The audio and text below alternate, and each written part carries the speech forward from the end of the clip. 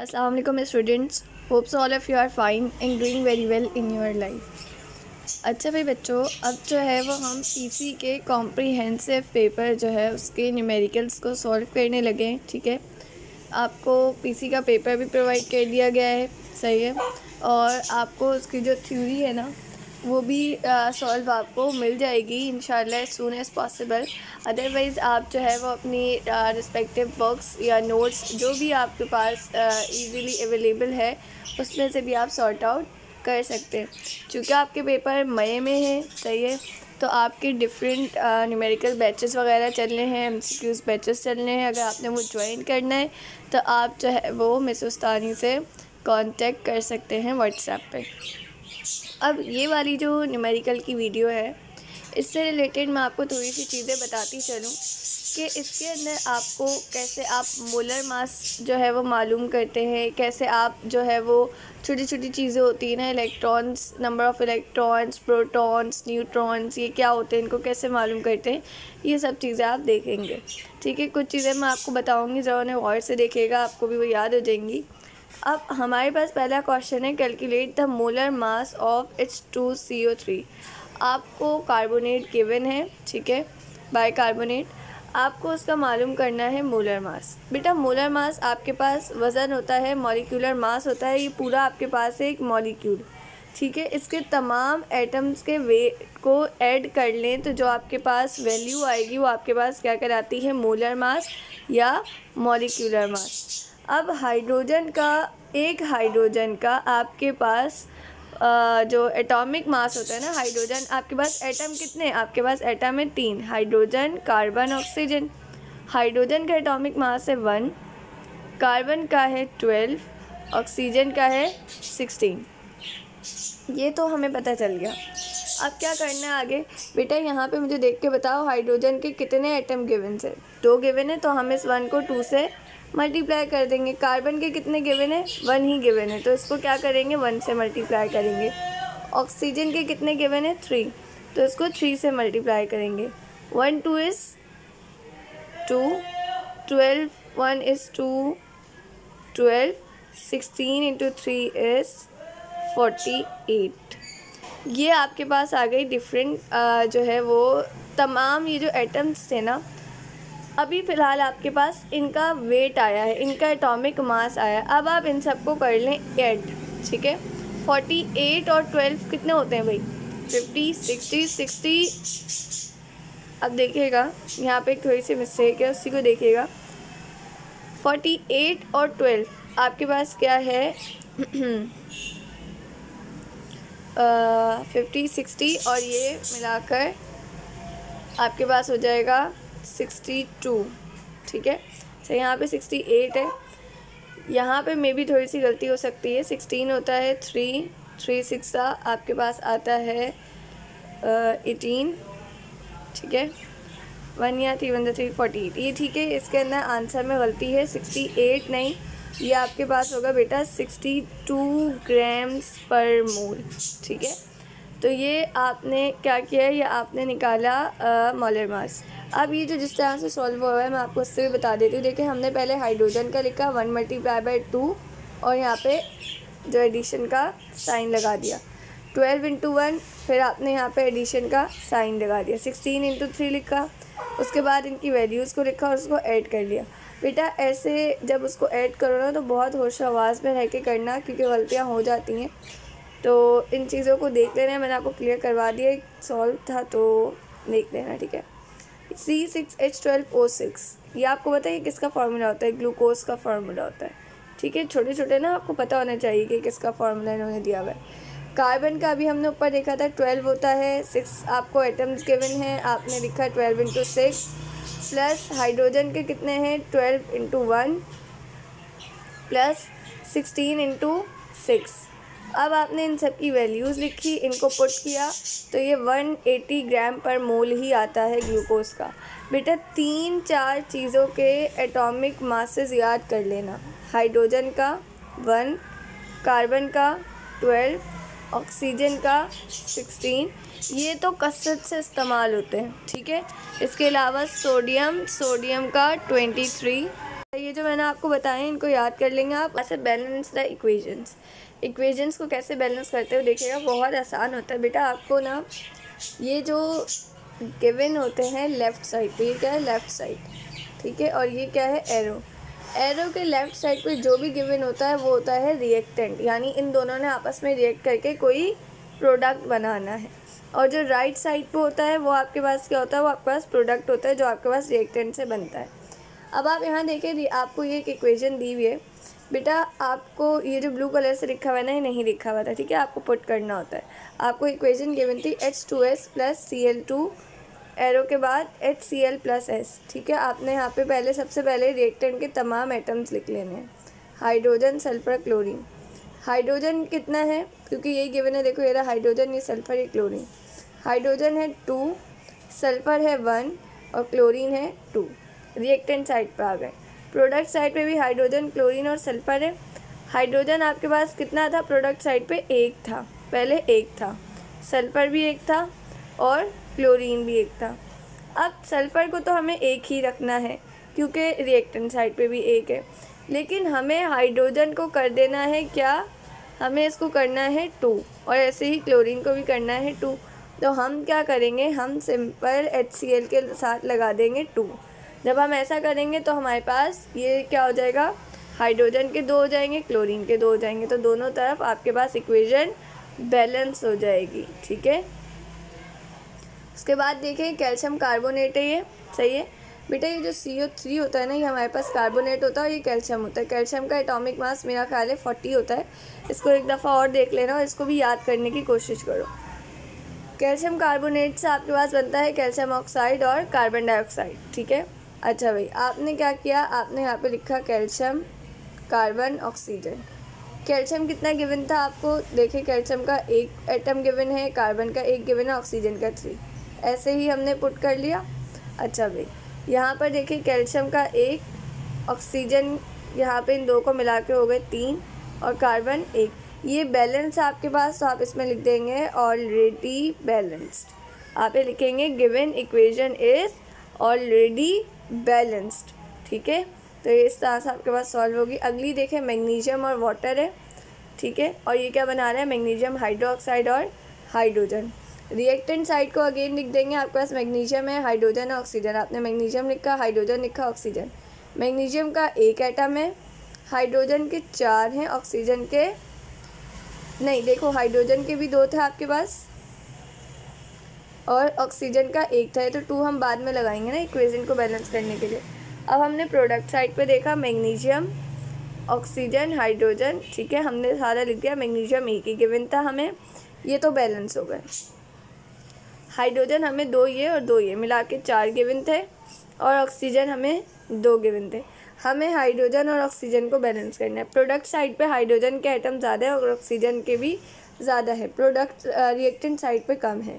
तो अगर मैं H2O के साथ 2 का इजाफा कर दूंगी तो मेरे पास क्या हो जाएगा, हाइड्रोजन के 4 हो जाएंगे, ठीक है, और ऑक्सीजन के 2 हो जाएंगे। तो ये सिंपल बैलेंस था, ठीक है, बैलेंस की थी हमने इक्वेशन। अब हमारे पास है फेरिक सल्फेट, सही है। अच्छा भाई, हमने इन सब के एटम्स को लिखा, Fe के लिखे आपके पास, Fe का अभी समझ लें 1 गिवन है, इस 2 को भूल जाए। सल्फेट आपके पास कितना गिवन है, 1, ऑक्सीजन कितनी गिवन है, 4, लिख दिया। प्रोडक्ट साइड पर आते हैं, फेरिक सल्फेट कितना गिवन है, 2, ऑक्सीजन काउंट कर लेते कितने, 1 ये 3 4 5 6 7 8 आपके पास ऑक्सीजन है, सही है। अच्छा भाई, उसके बाद सल्फ़र आपके पास कितना है, सल्फ़र आपके पास 1 और ये 2 सल्फ़र है, सही है। अब आप ये देखें, आपके पास जो फेरिक ऑक्साइड, ये तीनों जो है ना, ये प्रोडक्ट साइड पे क्या है, ज़्यादा है और रिएक्टेंट साइड पे कम है। अब आपने इनको बैलेंस करना है। अगर मैं इसके साथ 2 लगाती हूँ फेरिक सल्फेट के साथ, तो ये 1 2 से मल्टीप्लाई होके क्या हो जाएगा, 2, ये भी हो जाएगा 2, ये 4 2 से मल्टीप्लाई होके क्या हो जाएगा, 8। क्या ये सब बैलेंस हो गए, एकदम बैलेंस हो गए। तो ये आपके पास इक्वेशन को बैलेंस करने का आसान तरीका है। जो ब्लू कलर से ना, ये हमने लगाया है इक्वेशन, ये ब्लैक कलर में गिवन थी हमारे पास कॉम्प्रिहेंसिव पेपर में। उसके बाद है सल्फ़र डाइऑक्साइड और ऑक्सीजन, ठीक है। सल्फ़र डाइऑक्साइड और ऑक्सीजन जब आपस में रिएक्ट करते हैं तो सल्फर ट्राइऑक्साइड बनती है। आपने दोनों तरफ लिखा सल्फर ऑक्सीजन। यहाँ पे आपको सल्फर पहले 1 गिवन थी और ऑक्सीजन 3। यहाँ पे आपको ऑक्सीजन 2 गिवन थे पहले और 4 गिवन थे और सल्फर 1 गिवन थी। और यहाँ पे मैंने आपको क्या बताया, 1 और 3 का रेशियो था। ये दोनों आपस में बराबर थी, ये बराबर नहीं थी, इनको बराबर करना था। अब अगर मैं ये करती हूँ कि भाई मुझे इस 3 को बराबर करना और मैं यहाँ पे लगाती हूँ 2, तो ये जो 3 है 2 से मल्टीप्लाई होकर हो जाएगा 6। अब फिर यहाँ पे प्रोडक्ट रिएक्टेंट साइड पे कम हो गए और क्या हुआ कि सल्फ़र भी यहाँ पे बन गया, प्रोडक्ट साइड पे ज़्यादा हो गया, यानी कि सल्फ़र के भी 2 हो गए। अब क्या करें, अब हम ऐसा करते हैं, अगर मैं इस ऑक्सीजन के साथ 2 लगाऊंगी तो बेटा ऑक्सीजन तो 4 आपके पास क्या हो जाएगी, 8 हो जाएगी और बढ़ जाएगी, ठीक है ना। यहाँ 2 आ जाएगा, 2 4 से मल्टीप्लाई होकर 8 हो जाएगा। हम यहाँ नहीं लगाते, हम लगाते हैं यहाँ पर, ठीक है। अब क्या होगा, 4 2 से मल्टीप्लाई होगा आपके पास, ठीक है। ये आपके पास हो जाएगा, ये आपके पास 2 2 से मल्टीप्लाई होगा तो ये आपके पास हो जाएगा 4 और ये ओके हो जाएगा 6। ये सल्फ़र के साथ 2 आ गया तो आपके पास हो गया 2। तो रिएक्टेंट प्रोडक्ट साइड आपके पास इक्वल हो गए, ठीक है। अब आप इसको लिख देंगे, ठीक है। ये आपके पास बैलेंस करने का तरीका था। बेटा वीडियो को बहुत अच्छे से देखा करें, आपको इसको समझाने को जो इस तरह से आपको समझा रहे होते हैं उसका ये मकसद होता है कि आप साथ साथ समझें, लिखें, पॉइंट्स को लिखें। मैंने आपको बताया कि कुछ एटॉमिक मासेस ऐसे होते हैं जो इम्पॉर्टेंट होता है, आपको याद रखने ही होते हैं। रिएक्टेंट प्रोडक्ट को किस तरह से आप जो है बैलेंस कर सकते हैं ईजी वे में, मैंने आपको वो वे बताया। तो इसको जैसे जैसे गौर से देखेंगे, करेंगे, उतना बेटर आपके लिए होगा, उतना अच्छा आपको समझ आएगा, ठीक है। अगर आपको कोई चीज़ आती भी है ना, तब भी उसको देख लिया करें, उससे रिवाइज़ हो जाता है, ठीक है। हो सकता है कि किसी और टीचर ने किसी और वे से एक्सप्लेन किया हो, अब आपके पॉइंट्स और क्लियर हो जाए, तो बहुत सारे रीजंस होते हैं, तो इसलिए देख लिया करें। अब आपके पास है एन एटम है 7 इलेक्ट्रॉन्स इन एम शेल। आपको पता है कि आपके पास क्या होता है, अब इसको ज़रा समझिएगा। एक होता है न्यूक्लियस, न्यूक्लियस के अराउंड होता है पहला शेल, फिर दूसरा शेल, फिर तीसरा शेल, फिर चौथा शेल, ठीक है, एक सेकेंड, फिर 4th शेल। इस तरह से शेल्स चलते रहते हैं। जो फर्स्ट वन होता है ना, जो पहला शेल होता है, ठीक है, इस पहले शेल को हम कहते हैं के शेल, दूसरा शेल कहलाता है एल शेल, तीसरा कहलाता है एम शेल, चौथा कहलाता है एन शेल, फिर आगे O P Q R S ऐसे चलते रहते हैं। और ये आपके पास क्या था, ये न्यूक्लियस है, ठीक है। अब उन्होंने आपसे कहा है कि आपके पास जो एम शेल है ना, एम शेल, उसके अंदर है 7 इलेक्ट्रॉन्स, 7 इलेक्ट्रॉन्स आपके पास एम शेल में। उसका एटॉमिक नंबर लिखें, उसकी इलेक्ट्रॉनिक कॉन्फ़िगरेशन लिखें, उसका नेम लिखें। बेटा न्यूक्लियस, ये आपका आ गया न्यूक्लियस। ज़रा एक चीज़ को समझना है यहाँ पे, न्यूक्लियस के बाद ही पहला शेल। आपको पता है पहला शेल क्या है, के शेल। अभी मैंने पहले बताया था ना आपको शेल्स का, तो अगर आपने अपने पास वो लिखा था ना, तो आपको फ़ौरन से आपने मुझे आंसर कर देना चाहिए वीडियो को स्टॉप करके कमेंट बॉक्स में कि पहला शेल क्या है, के शेल है, ठीक है। के शेल में आपके पास आते हैं 2 इलेक्ट्रॉन्स। आपने जो है ये 2 इलेक्ट्रॉन्स बना दिए, 1 इलेक्ट्रॉन, ये दूसरा, 2 से ज़्यादा नहीं आते के शेल में। उसके बाद अब आपके पास ये आ गया दूसरा शेल, ठीक है। ये आपके पास कौन सा, ये एल शेल है। एल शेल के अंदर आते बेटा 8 इलेक्ट्रॉन्स, ठीक है, 1 2 3 4 5 6 7 8।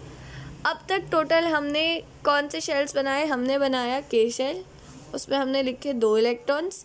उसके बाद हमने बनाया एल शेल, उसके अंदर लिखे 8 इलेक्ट्रॉन्स, तो टोटल ऐड करके हो गए 10। अब एम में भी 8 ही आते, लेकिन इन्होंने हमें क्या बताया कि एम के अंदर 7 इलेक्ट्रॉन्स है। यानी कि हम क्या करेंगे, हमने बनाया ये एक और तीसरा शेल, जो बकौल आपके पास आपका कौन सा है, एम शेल है, इसका नाम एम है, और इसके अंदर आपने पुट कर दिए 7 इलेक्ट्रॉन्स, ठीक है। ये आ गया आपके पास इसके 7 इलेक्ट्रॉन्स। बेटा अगर आप ऐसे पहले वहाँ पे डायग्राम बनाएंगे और उसके बाद ऐसे अपने बाद, जैसे मैंने यहाँ पे आपको लिख के दिखाया ना, ऐसे लिख लेंगे ना, तो आपको आसानी होगी इलेक्ट्रॉनिक कॉन्फ़िगरेशन निकालने में भी और एटॉमिक नंबर निकालने के लिए भी। अब एटॉमिक नंबर कैसे निकालोगे, इन सबको ऐड कर लो, इन सबको 2 और 8 10, 7 को ऐड करो तो 17, ऐड करने से बनना है 17। तो इसका एटॉमिक नंबर क्या आ गया है, इसका एटॉमिक नंबर आ गया 17। ठीक है, अब देखो यहाँ पे लिखा हुआ भी है M shell is filled of K shell L shell, K और एल पहले से उसके अंदर। ठीक है, तो के और एल की इलेक्ट्रॉनिक कॉन्फ़िगरेशन होगी 2 और 8, और एम की क्या हो जाएगी, एम की है 7। ठीक है, एम में आपके पास आएंगे 7 इलेक्ट्रॉन्स, तो ये आपके पास टोटल हो जाएंगे कितने, आपके पास 17 हो जाएंगे। सही है। अच्छा भाई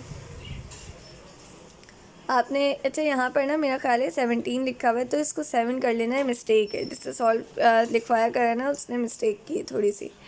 अच्छा भाई, एटॉमिक नंबर आपके पास, टोटल नंबर ऑफ इलेक्ट्रॉन्स मैंने बताया 17 है। अब इलेक्ट्रॉनिक कॉन्फ़िगरेशन लिखेंगे। इलेक्ट्रॉनिक कॉन्फ़िगरेशन इसकी क्या होगी, 1s2, 2s2, 2p6, 3s2। अब यहाँ तक काउंट कर लो कितने हो गए, 6 10 11 12। ठीक है, 12 हो गए। अभी आपने कितने फिल करने, 13 14 15 16, 4 फिल करने ना, 17 सॉरी 5 आपने लिखा 3p5। ठीक है, तो ये आपके पास इसकी क्या आ गई, ये आपके पास इसकी आ गई इलेक्ट्रॉनिक कॉन्फ़िगरेशन। सही है। अब ये एलिमेंट जिसका 17 आपके पास आया है ना, ये आपके पास होता है क्लोरीन। सही है।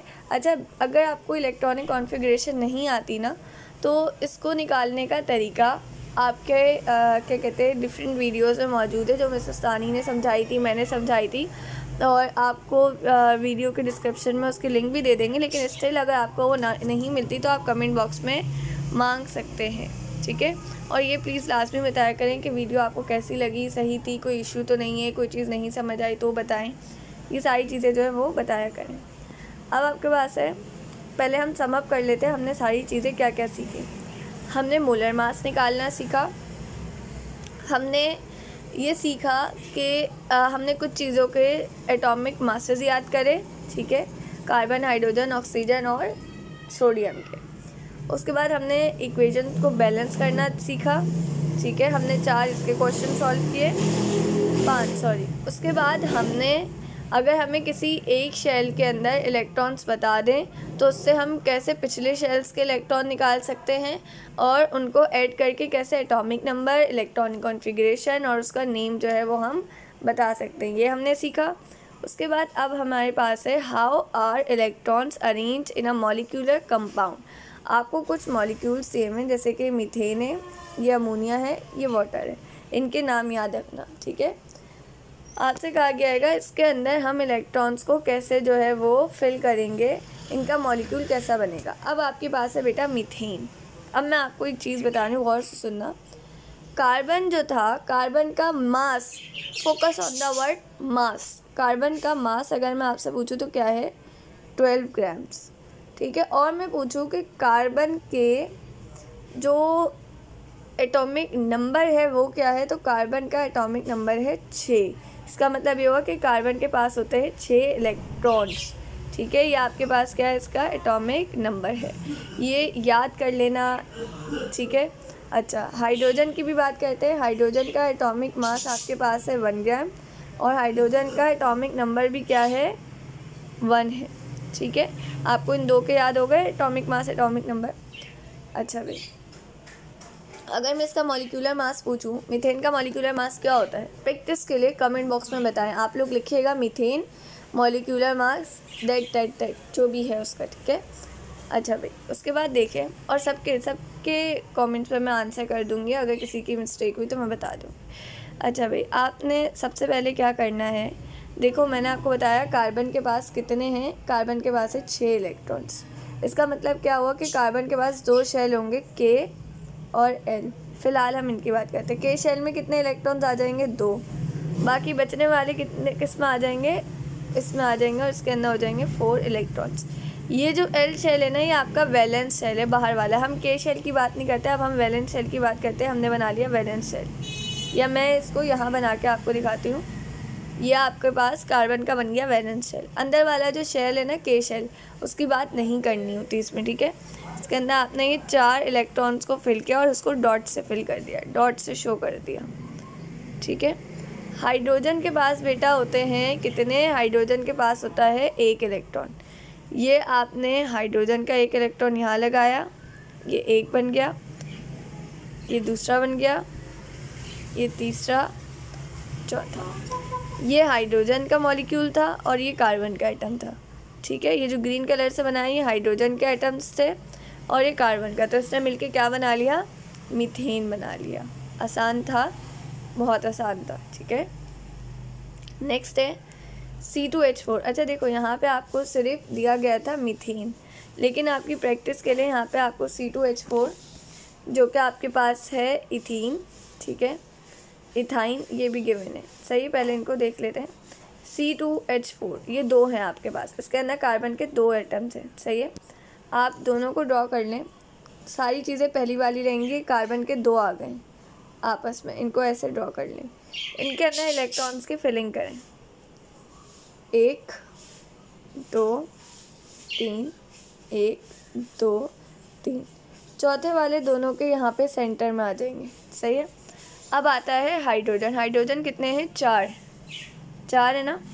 अच्छा भाई, अब होगा ये, एक हाइड्रोजन ने यहाँ पे बाइंड करके बनाया, एक हाइड्रोजन ने यहाँ पे बाइंड करके बनाया, एक हाइड्रोजन ने यहाँ पर, एक हाइड्रोजन ने यहाँ पर, 4 हो गए। अभी ये जो 2 इलेक्ट्रॉन्स यहाँ पे बचे ना, ये भी आपके पास यहाँ पर सेंटर में आ जाएंगे। तो इसका स्ट्रक्चर आपके पास कुछ इस तरह का हो जाएगा जो यहाँ ड्रॉ हुआ है। और यहाँ पे ये जो क्रॉस लगा हुआ है, क्रॉस नहीं है, चारों दरमियान में डॉट आएंगे। ठीक है, ये 4 डॉट बीच में आके क्या बता रहे हैं कि अगर मैं आपको इसका बना के दिखाऊँ ना बॉन्ड्स, तो ये 2 कार्बन के एटम है, इनके दरमियान है 2 बॉन्ड्स, यानी कि एक ये वाला इसका इलेक्ट्रॉन, एक इसका इलेक्ट्रॉन, एक इसका, 4 इलेक्ट्रॉन से इसके डबल बॉन्ड बनने। उसके बाद ये इसने 4 बॉन्ड बनाए हुए हैं हाइड्रोजन के साथ। आपको ये वाला स्ट्रक्चर भी बनाना आना चाहिए। ठीक है, इसी तरह से अगर इसका बना के दिखाऊँ तो कार्बन, हाइड्रोजन, हाइड्रोजन। अगर आप ये सर्कल से ना बनाए ना, वैसे तो सर्कल से ही बनाइएगा क्योंकि आपके बुक में यही है, वरना आप ये देखिए कार्बन है ना, मुझे पता है उसके पास 4 होते हैं, मैंने उसके 4 बना लिए। हाइड्रोजन है, ये उसका क्रॉस क्रॉस क्रॉस और क्रॉस, ये सारे आ गए किसके? हाइड्रोजन के। तो ये मेरे पास बन गया, ये एक बॉन्ड, ये दूसरा बॉन्ड, ये तीसरा, ये चौथा। ठीक है, इसी तरह से अब ये जो C2H2 है ना, इसका आप लोग खुद बनाइएगा, ये आप लोग का होमवर्क है। सही है, बनाने के बाद मैं दिखा देती हूँ आपको, पहले ड्रॉ करो, उसके बाद जो है आप वीडियो में आकर यहाँ से देखो। नहीं समझ आया मुझे बता दिएगा, 5 मिनट की छोटी सी वीडियो बना कर आप लोगों का एक्सप्लेन कर दूँगी। उसके बाद है अमोनिया। अमोनिया आपके पास देखो अमोनिया, नाइट्रोजन जो है ना, नाइट्रोजन के पास होते हैं 5 इलेक्ट्रॉन्स। ठीक है, और आपके पास हाइड्रोजन है 3, तो यानी कि 3 इलेक्ट्रॉन हाइड्रोजन के। अब अमोनिया के भी हो जाएंगे 2 शेल, K और L। K में आएंगे 2 इलेक्ट्रॉन्स और L में आएंगे 3 इलेक्ट्रॉन्स। ठीक है, K की बात नहीं करेंगे, L की बात करेंगे, L में आ गए 3।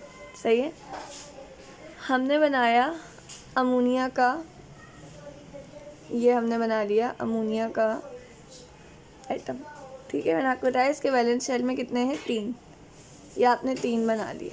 ठीक है, अब आपके पास एक हाइड्रोजन है, 3 हाइड्रोजन है, यानी कि तो आपने एक इसके साथ बॉन्ड करेगा, एक इसके साथ, एक इसके साथ, ये आ जाएंगे हाइड्रोजन्स। ठीक है, और ये किसका था? नाइट्रोजन का था।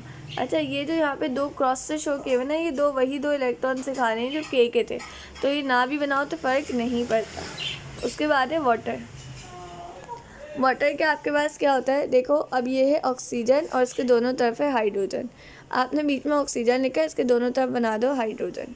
आपको पता है हाइड्रोजन ऑक्सीजन के साथ कितने बॉन्ड्स बनाएगा? एक एक ही बनाएगा, सिंगल बॉन्ड्स बनेंगे। ठीक है, आपने दरमियान में ऑक्सीजन का लिखा, इसका शेल बनाया। ऑक्सीजन के पास होता है आपके पास 8 इलेक्ट्रॉन्स। ठीक है, जिनमें से 2 K शेल में चले जाएंगे और 6 इसके वैलेंस में आएंगे। तो ये देखो, एक इन्होंने डॉट से शो किया हुआ है, तो ये देखो।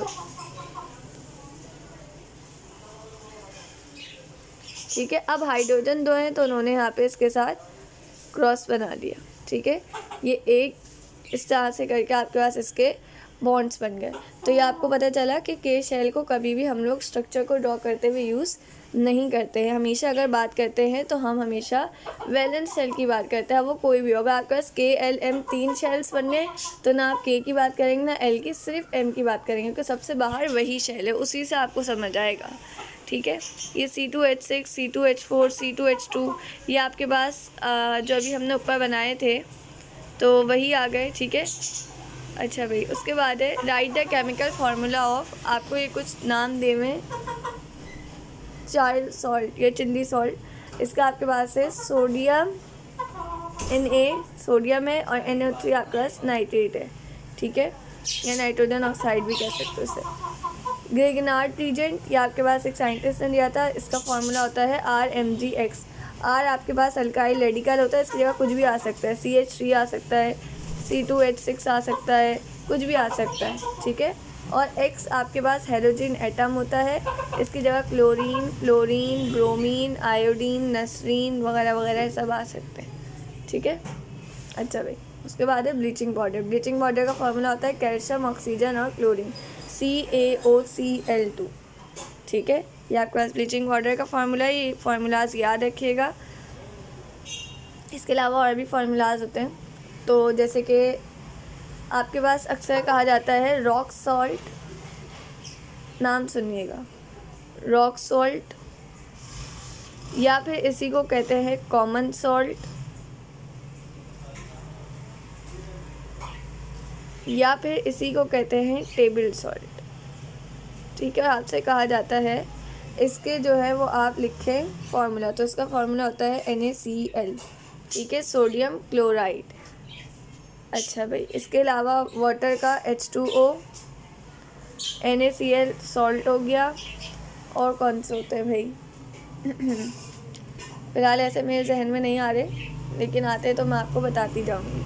पोटेशियम साइनाइड, ये पोटेशियम साइनाइड आ गया, CN साइनाइड को शो करता है K पोटेशियम को। सही है, अच्छा भाई, उसके बाद है, ये तो क्वेश्चन 9 है, 6 आ गया, ये 6 है। उसके बाद 8 ATM the volume of a gas, आपको कहा गया है ये ATM आपके पास क्या होता है, प्रेशर का यूनिट होता है, एटमॉस्फेयर, जिसको हम एटमॉस्फेरिक यूनिट हम जिसको कह रहे होते हैं प्रेशर का। तो आपको प्रेशर दिया गया है 8 ATM। ठीक है, 15 dm³ वॉल्यूम का यूनिट होता है, तो आपको वॉल्यूम गिवन हैगा, और आपको अगेन गिवन है प्रेशर। इसको P1 कह लें, इसको P2 कह लें, इसको V1 कह लें, और आपसे दोबारा से वॉल्यूम पूछा जा रहा है जिसको आप V2 कह लें। आपसे कहा जा रहा है 8 ATM पर आपके पास जो गैस का वॉल्यूम है वो कितना है, 15 dm³, और आपके पास अगर 6 ATM हो जाए तो आपके पास क्या हो जाएगा, वॉल्यूम और टेम्परेचर जो है वो कांस्टेंट है। बेटा ज़रा लॉ याद करना शुरू करो कि वो कौन सा लॉ होता है जिसके अंदर टेम्परेचर कांस्टेंट होता है। बॉयल्स लॉ होता है, चार्ल्स लॉ होता है। डेटा में आपने सारी चीज़ें लिखी। ठीक है, मुझे बताइएगा बॉयल लॉ का क्वेश्चन न्यूमेरिकल है, चार्ल्स लॉ का, कमेंट बॉक्स में बताइएगा, मैं देखती हूँ आप लोग की नॉलेज कितनी है। आपने लिखा P1 V1 is equals to P2 V2, और एक इसी तरह से आपके पास होता है P1 V1 is equals to P2 V2। ठीक है, इस तरह का भी आपके पास आ रहा होता है। एक फार्मूला होता है PV is equals to nRT। ठीक है, इस तरह के आपके फार्मूलाज होते हैं। अच्छा भाई, P1 8 मल्टीप्लाई बाय 15, P2 की जगह 6, और V2 ऐसे ही रहने दो। 6 को इज इक्वल्स टू के दूसरी साइड ले जाओ तो वहाँ जाके डिवाइड हो जाएगा, तो आपके पास 8 × 15 डिवाइडेड बाई 16, आंसर आ गया 20 dm³। यूनिट लाजमी लगाना, वरना इसका एक नंबर कट हो जाता है। अगला आपसे कहा गया है एट 35 सेंटीग्रेड, आपको टेम्परेचर गिवन है मगर सेंटीग्रेड में। अगर इसको केल्विन में कन्वर्ट करना है ना, तो सिंपल 35 को ऐड कर लें 273 में, तो आपके पास जो भी आंसर आएगा ना वो आपके पास क्या होगा, वो आपके पास हो जाएगा केल्विन के अंदर टेम्परेचर। ये आपके पास T1 है, T1 पे आपके पास वॉल्यूम है 78 cm³, dm³ में गिवन नहीं है, सेंटीमीटर क्यूब में गिवन है। प्रेशर कांस्टेंट है, अगेन टेम्परेचर गिवन है T2, और ये आपके पास वॉल्यूम V1 था और V2 आपसे पूछा जा रहा है।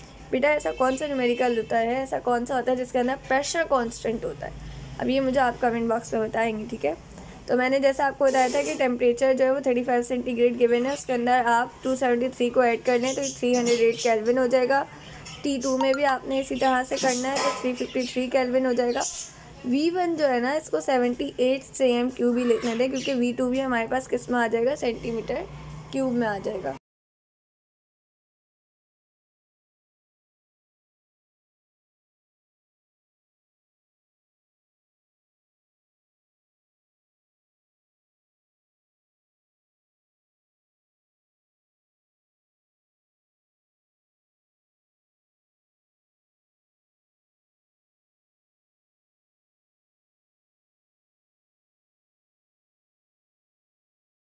अच्छा, उसके बाद देखें, अब आपके पास इसमें फार्मूला यूज़ होगा V1/T1 और V2/T2। आपने वैल्यूज़ को पुट किया, 353 को इज इक्वल्स टू के दूसरे साइड ले जाए, आंसर आ जाएगा 89.39, या आप 90 भी लिख दो, ठीक है, 89 लिख दो सिंपल। और cm³ में ही लिखना, क्योंकि हमने ऊपर कन्वर्ट नहीं किया था। अगर ऊपर कन्वर्ट करोगे तो इस आंसर को भी dm³ में कन्वर्ट करना पड़ेगा, इसलिए मैंने नहीं किया था। Calculate concentration of the solution obtained by dissolving 15 grams salt in 110 grams of water। आपको सॉल्ट का वेट गिवन है, ठीक है, क्या होता है इसका फॉर्मूला भी मैंने ऊपर बताया था। वाटर का मास गिवन है और आपसे इसकी कंसंट्रेशन पूछी गई है, ठीक है। फिर आपके पास जो है सॉल्यूशन जो है, अगर आप पूरे सॉल्यूशन का वज़न निकालना चाहते हैं तो इन दोनों को ऐड कर दें। ये आपके पास आ गया 125 ग्राम्स। मतलब एक गिलास लें, उसके अंदर आपने सॉल्ट डाला, उसके अंदर आपने वाटर डाला। अब मैं अगर आपसे पूछूं कि भाई सॉल्ट तो आपने 15 ग्राम डाला, वाटर आपने 110 ग्राम डाला, अब ये जो गिलास के अंदर सोल्यूशन बना है कितना बना है, तो आप सॉल्ट और वाटर के वज़न को गिनेंगे तो आप बता देंगे, काउंट करेंगे, तो क्या आपके पास 125 ग्राम्स जो है वो सोल्यूशन बन जाए। आपने इसको पुट करना है, क्योंकि आपको इसको परसेंटेज में लेना है, तो आप 100 से मल्टीप्लाई करेंगे, मास ऑफ सॉल्यूट को डिवाइड करेंगे मास ऑफ सोल्यूशन से। पहले सॉल्ट का मास रखें, तो 15 डिवाइडेड बाय 125 मल्टीप्लाई बाय 100 आ गया 12%, ठीक है। अच्छा, इसके अंदर आप सबसे छोटा रख लें मास ऑफ सॉल्यूट ना, जो आपके पास है 15, हाँ सॉरी, मास ऑफ सॉल्यूट की बात है, ये देखें थोड़ा सा मैं बता दूँ, इसको क्लियर कर दूँ। ये जो है ना, ये आपके पास सॉल्यूट है, ठीक है, ये आपके पास सॉल्वेंट है। वाटर आपके पास क्या है, सॉल्वेंट। सॉल्यूट हमेशा सॉल्वेंट के अंदर क्या होता है, डिसॉल्व होता है, ठीक है। तो इसलिए हमने मास ऑफ सॉल्यूट में किसका वज़न लिखा है, वेट लिखा है सॉल्ट का, ठीक है। अच्छा भाई, उसके बाद है आपके पास क्वेश्चन नंबर 9 देख लेते हैं, जो ऊपर चला गया था। ये calculate the molarity of a solution containing 5.3 grams of sodium carbonate in 500 cm³ of solution. आपको मोलैरिटी जो है वो मालूम करनी है। वॉल्यूम आपको गिवन है 500 cm³, ठीक है, और मास आपको गिवन है 5.3 ग्राम्स, किसका, सोडियम कार्बोनेट का। मॉलिक्यूलर मास निकाल लो सोडियम कार्बोनेट का। मैंने बताया था आपको सोडियम का मास कितना होता है, 23। कितने आइटम्स है, 2 से मल्टीप्लाई कर दो 23 को, कार्बन का 12, ऑक्सीजन का 16, टोटल ऐड कर लो 106 ग्राम पर मोल आ रहा है आपके पास। आपके पास फार्मूला होता है मोलैरिटी का, mass of solute divided by molar mass of solute. ये आपके पास है मास ऑफ सॉल्यूट और ये है आपके पास मोलर मास ऑफ सॉल्यूट। यानी कि 5.3 को आप डिवाइड करेंगी 100 से, मल्टीप्लाई बाय पर 1000, नीचे volume of solution. Volume of solution क्या है, 500। 1000 ऊपर क्यों नीचे लिखा है, नीचे वॉल्यूम क्यों लिखा है, क्योंकि आपके पास वॉल्यूम किस में गिवन है, cm³ में, ठीक है। ऊपर जब हमने 1000 लिख दिया, नीचे 500 लिख दिया, जब हम इसको पूरे को डिवाइड कर लेंगे ना, मल्टीप्लाई पूरा इसका सारा सॉल्व करेंगे, ऐसे 2 0 से 2 0 कटा, 5 1 5, 5 2 10, 2 1 2, 2 5 10, 2 3 6, 5.3 divided by 53 is equals to 0.1 mole per dm³। इसको चेक भी कर लेना कैलकुलेटर में, तो आपके पास आंसर आ जाएगा मोल पर dm³ में। क्यों, क्योंकि आपने यहाँ पे 1000 को इस्तेमाल किया था, तो dm³ में वो कन्वर्ट हो जाएगा। ये आपके पास इसका आंसर था, ठीक है। अब लास्ट है आपके पास, calculate the amount of Ag, आपके पास सिल्वर है, deposited at cathode when 10 ampere of current is pass for 50 minutes through a solution of AgNO3, ठीक है। आपको कहा गया है का डिपॉजिट हुआ है कैथोड पर, वो देखना है। 10 एम्पेयर का करंट पास किया था, तो अमाउंट जो है वो डिपॉजिट होना शुरू हुआ। टाइम था हमारे पास 50 मिनट्स, ठीक है। हमारे पास लास्ट न्यूमेरिकल है, calculate the amount of Ag silver deposited at cathode when 10 ampere of current is pass for 50 minutes. Current आपके पास हुआ है 10 एम्पियर का और टाइम कितना है 50 मिनट्स। अगर आपने इसको सेकंड्स में कन्वर्ट करना है तो सिंपल 50 को मल्टीप्लाई कर दें 60 से, तो जो भी आंसर आएगा वो आपके पास किस में आ जाएगा, सेकंड्स में। आपके पास डेटा है W आपने मालूम करना है, अमाउंट मालूम करना है, Z80 आपके पास गिवन है, ठीक है, इनके करंट टाइम और Z गिवन है। आपके पास फेरेडेज फर्स्ट लॉ होता है इलेक्ट्रोलिसिस के, ठीक है। अब उसके अकॉर्डिंग आपके पास फार्मूला होता है W = Z × A × T। आपने वैल्यूज़ को पुट किया, आपके पास आंसर क्या आ गया, 33.54 ग्राम्स।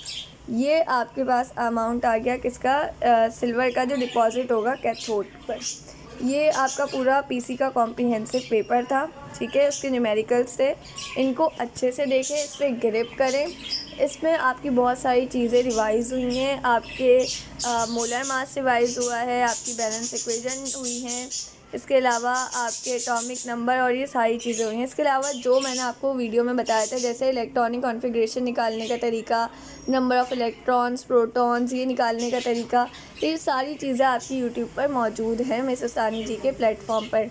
इसकी लिंक्स भी आपको वीडियो के डिस्क्रिप्शन में प्रोवाइड कर दी जाएगी। स्टिल कोई चीज़ नहीं समझ आती, मुझसे कमेंट बॉक्स में आप पूछ सकते हैं कि मैम फला चीज़ स्टिल डिफ़िकल्ट लग रही है, आप उसकी अगेन एंड अगेन बहुत सारी प्रैक्टिस करवा दें ताकि वो हमारी अच्छी हो जाए। तो मैं प्रैक्टिस करवा दूँगी, ठीक है। यहाँ तक कोई भी मसला होता है आप मुझसे पूछ सकते हैं, ठीक है। अपना ख्याल रखिएगा, मुझे दुआ में याद रखिएगा। अल्लाह हाफ़िज़।